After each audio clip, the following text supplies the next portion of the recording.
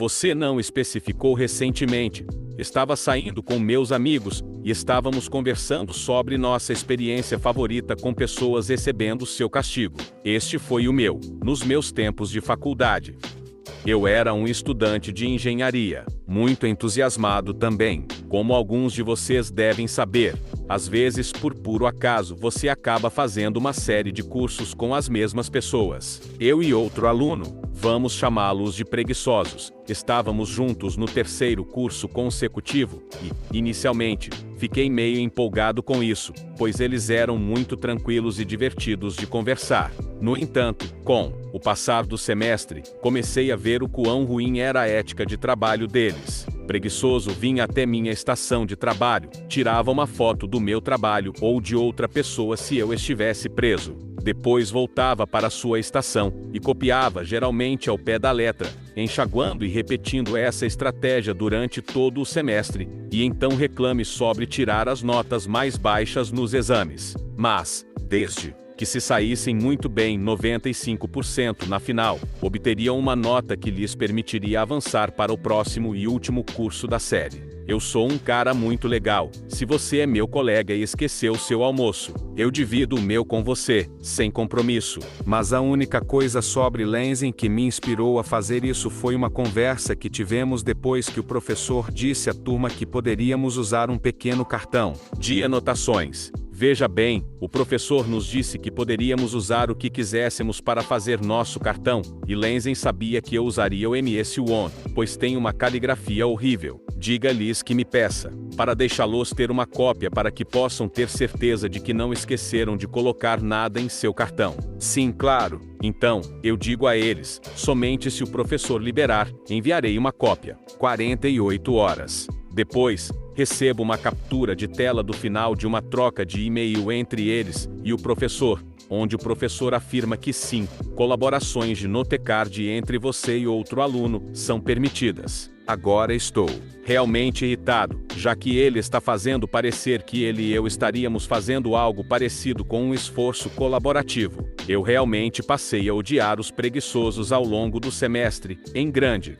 parte devido ao Lansing. Eu envio a ele uma mensagem de volta dizendo que vou levar o cartão para ele no dia da final, depois do almoço, enquanto ele estiver no local X no campus antes de ir para outra aula. Isso não era suspeito, já que o local X fica perto da engenharia pátio onde almocei. Para contextualizar, a final da nossa aula foi das 17 horas às 19 horas, e eu tive outra final entre 13 horas e 15 horas. Meu notecard foi escrito em fonte 4 para títulos sublinhado e fonte 3 para o corpo do texto. Seu cartão estava praticamente inalterado, exceto que eu posso ter acidentalmente colocado o texto em um tamanho de fonte menor com letras em negrito, e uma linha tracejada passando por eles, tornando-o praticamente ilegível. Também posso ter impresso 2 cópias deste notecard além de uma normal porque meu dedo escorregou. No dia da final, termino de almoçar, desligo meu telefone, caminho rapidamente até o local X para entregar a ele o notecard que está dentro de um saco Ziploc porque refrigerante derramado e papel não se misturam. Em seguida, ando rápido para meu segundo exame final do dia. Depois do meu exame, encontro um lugar tranquilo na biblioteca para fazer alguns estudos de última hora, saindo com tempo suficiente para caminhar vagarosamente até o complexo de engenharia. O que é isso que vejo quando me aproximo da sala de exames? Preguiçoso andando de um lado para o outro antes de me ver e perguntar se eu fodi com ele intencionalmente. Peguei o segundo notecard ruim e disse parafraseando, minha impressora estragou quando mostrei a eles. Eu me certifiquei de sentar no lado oposto da sala de Lansing e, em seguida, puxei meu notecard bom e acertei no exame. Preguiçoso, eles acabaram tendo que repetir o curso e acabaram perdendo seu GPA. Não os impediu de se formar, mas depois que ouvi boatos que Lansing não conseguiu um emprego porque tinha problemas para responder às perguntas que faziam durante as entrevistas. Alguns de vocês podem perguntar por que me dei ao trabalho de fazê-los falhar. Pergunte a si mesmo, você se sentiria confortável ao dirigir sobre uma ponte projetada por um engenheiro que não sabia explicar os fundamentos relativos da engenharia? Não roube minha vaga de estacionamento. Depois de um longo dia de trabalho, eu estava voltando para casa, ansioso para finalmente descansar um pouco. Ao me aproximar do meu prédio, notei que alguém havia estacionado na minha vaga designada. Isso foi especialmente frustrante, porque nosso prédio tinha regras rígidas de estacionamento, e minha vaga estava claramente marcada com o número do meu apartamento. Decidi estacionar em uma vaga para visitantes durante a noite e resolver o problema pela manhã. Porém, quando acordei, o carro ainda estava estacionado na minha vaga, e eu havia recebido uma advertência da administração do prédio por estacionar na vaga de visitante. Irritado, deixei um bilhete educado no para-brisa do carro, pedindo que não parassem na minha vaga. Uma semana se passou e o dono do carro continuou estacionando na minha vaga, apesar das minhas anotações. Eu estava ficando cansado desse flagrante desrespeito à minha vaga de estacionamento designada, e decidi que era hora de uma vingança mesquinha. Todos os dias depois do trabalho, eu estacionava na vaga de visitante e esperava o bandido da vaga chegar. Eu os observava estacionar o carro e caminhar até o apartamento. Fiz isso por uma semana inteira, anotando o tempo que eles estacionavam todos os dias. Depois de reunir dados suficientes, elaborei um plano. Comecei a chegar em casa alguns minutos antes que o bandido da vaga de estacionamento normalmente estacionasse o carro. Eu parava no meu lugar. Quando eles estavam prestes a entrar, eu rapidamente reivindicava minha vaga de direito. Era uma beleza, eles tentavam roubar meu lugar, mas eu sempre estava um passo à frente. A princípio, o bandido da vaga pareceu confuso. Eles circulavam pelo estacionamento, tentando descobrir o que estava acontecendo. Com o passar dos dias, eles ficaram cada vez mais frustrados. Eu podia ver a irritação em seus rostos cada vez que eram forçados a estacionar em outro lugar.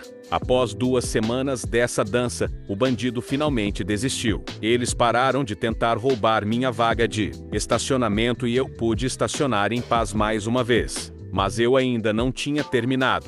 Eu sabia que o bandido da vaga de estacionamento havia se acostumado a estacionar na vaga de um visitante em particular, depois de ser derrotado a cada dia. Então, uma noite, estacionei meu carro no local preferido dos visitantes, obrigando-os a procurar outra vaga. A expressão em seus rostos quando perceberam que haviam sido derrotados não tinha preço. Daquele dia em diante, o bandido da vaga nunca mais estacionou na minha vaga, e eu estava livre para aproveitar minha vaga designada sem preocupação. E essa, meus amigos, é a história de como venci o bandido da vaga de estacionamento, com um pouco de vingança mesquinha.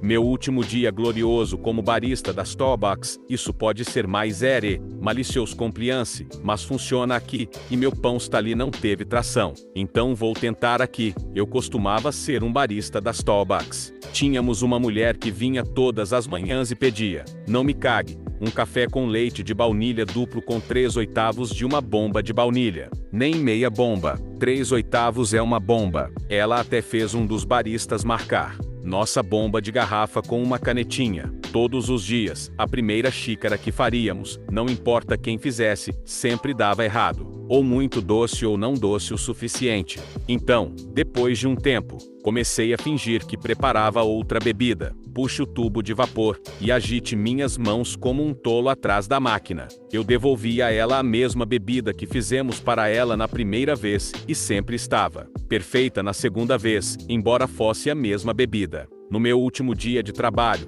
essa mulher decidiu vir 2 vezes naquele dia. Ela estava sendo desagradável demais e falando em seu telefone celular sobre negócios e sua assistente essencialmente apenas anunciando sua importância para todos na sala. Eram 3 horas da primavera e o lugar estava cheio de adolescentes pedindo frappuccinos. Eu tinha os 2 liquidificadores ligados e as 2 varinhas de vapor acesas, quando esta mulher decidiu gritar comigo. Deus, eu mal consigo me ouvir pensar. Então eu respondi, engraçado, ainda posso ouvir você reclamando. Se você me conhecesse, saberia que tenho as expressões faciais perfeitas para combinar. Eu parecia uma merdinha sarcástica. Eu disse a ela que tenho devolvido a ela a mesma bebida todas as manhãs há mais de 1 ano. Eu disse textualmente, meio embaraçoso agora que você sabe, certo? 3/8 é meia bomba para todos os efeitos aqui, senhora. Ela perdeu. Ela exigiu que meu gerente me demitisse na hora ou ligaria para a empresa e perderíamos o negócio dela, blá, blá, blá. Eu odiava meu gerente. Ele era o oposto de um tipo de pessoa. Espírito das regras lei realmente gostava de tornar nossas vidas mais difíceis do que precisavam ser. Eu sabia que me demitir realmente reflete bastante negativamente em suas revisões trimestrais, e sabia que ele não faria isso. Ele disse a ela que era meu último dia e o melhor que podia fazer era me mandar para casa mais cedo, o que seria uma recompensa, e não um castigo, já que a loja estava muito cheia. Ela passou as próximas 2 horas em espera com a empresa, do lado de fora, e quando a empresa acidentalmente desligou na cara dela, ou disse para ela empurrá-la, ela jogou os óculos, e me chamou de putinha na frente de uma tonelada de crianças, e correu para o carro dela, para o marido. Sinto muito por aquela noite, mano.